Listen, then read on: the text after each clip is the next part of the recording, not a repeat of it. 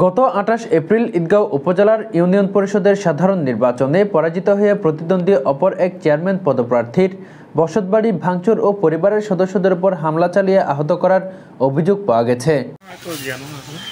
২৮ April রাত ১০টার দিকে এ ঘটনাটি ঘটে পোক্কালী ইউনিয়নের ৬ নং ওয়ার্ডের উত্তর নাইকুন্দিয়া এলাকার চেয়ারম্যান পদপ্রার্থী মোহাম্মদ রাশেদের বাড়িতে। আহতরা হলেন তার বাবা আবুল হোসেন, মা নূরনাহার বেগম, বোন মাইমুনা ও ১ বছরের শিশু সন্তান তানবীর। এ ঘটনায় পাতা প্রতীকের চেয়ারম্যান পদপ্রার্থী মোহাম্মদ রাশেদ অভিযোগ করে বলেন, তার নিকটতম প্রতিদ্বন্দ্বী আনারস প্রতীকের হেলাল উদ্দিন কর্মী সমর্থকরা ফলাফল ঘোষণার পরপরই এ ঘটনা ঘটিয়েছে। বর্তমানে তিনি এবং তার পরিবার নিরাপত্তাহীনতায় ভুগছেন বলেও জানান তিনি।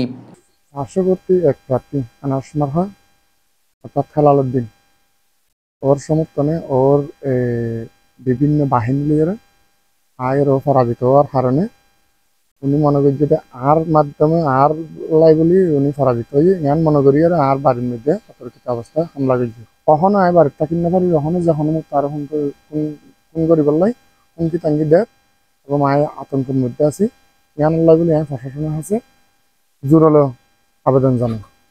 জনবল তো আমি বিচার দিবলৈ চাইলাম, বিচার নহলে বিচার চাই।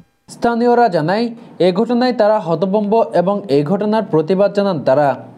আর মায়া ওয়ান্ডে যদি বেলা দুর্দলান যে ট্রেনিং করছে গদ বর মায় ফুরিব লাগে তাহলে আজি যিনি ফিলিস তিরন্দ করবে লেখাম বুড়ো ওয়ান্ডে ফিলিস দেন আসার মারে ও আসার মাঝে করণীয় দেখা যাবে বুড়ো মাঝি বাকি করে দেখানো যায় বিষয় যে আরা সাহা তো বিচার কেন আরা